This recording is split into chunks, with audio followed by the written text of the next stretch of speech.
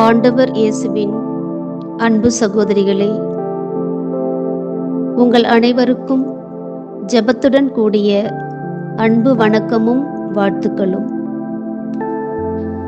இன்றைய நற்செய்தி புனித மார்க் பிரிவு 3 இறை சொற்றொடர்கள் 7-12 முடிய. அன்பு செயல்களால் பிறர் வாழ்வை வளப்படுத்துவோம். வாழ்க்கை என்பது ஒரு தேடல். மனிதனின் மனம் எப்போதும் எதையாவது தேடிக்கொண்டே இருக்கும். அன்பு, அறிவு, அழகு, அருள், அமைதி, ஒற்றுமை, பணம், பதவி, உடல் நலம், மனநலம் என்று ஏதோ ஒன்றை தேடிக்கொண்டே இருக்கும்.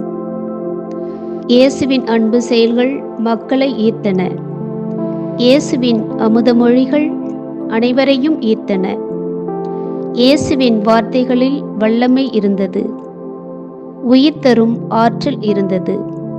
பேதுரு இயேசுவை பார்த்து, நிலைவாழ்வு அளிக்கும் வார்த்தைகள் உம்மிடம்தானே உள்ளன என்கிறார்.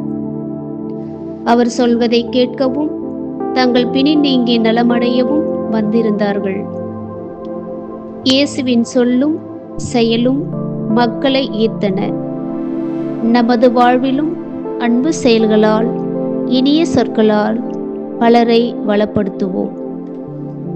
இயேசுவை தொட்டால் தங்களுக்கு நலம் கிடைக்கும் என்பது நம்பிக்கையின் தொடக்கம் என்று கூறலாம்.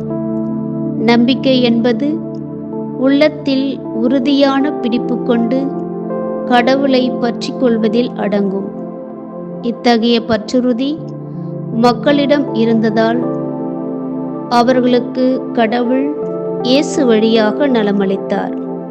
ஆனால் இயேசு வழங்கிய நலம் உடலை சார்ந்தது மட்டுமல்ல, உள்ள நலமும் ஆன்ம நலமும் கூடிய கொடையே. ஆதலால் தான் இயேசுவை எப்படியாவது தொட்டுவிட்டால் போதும், தங்களுக்கு நலம் கிடைக்கும் என தேடினார்கள். இயேசுவை தொடவும் அவரால் தொடப்படவும் குணமடைய வேண்டுமென்றால் நாமும் அவரை அணுகி செல்ல வேண்டும்.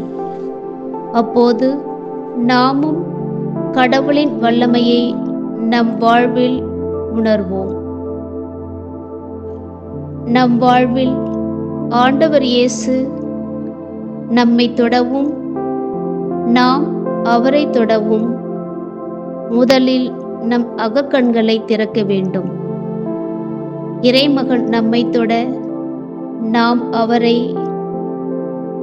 நம் வாழ்வில் அனுமதிக்க வேண்டும். இயேசு ஆண்டவர் நம்மில் செயல்பட, நாம் அவரில் இணைய நாம் செய்ய வேண்டியவைகள். தொடுதல் என்பது ஒரு தொடக்கம். எப்படியெனில், மற்றவர்களின் மனதை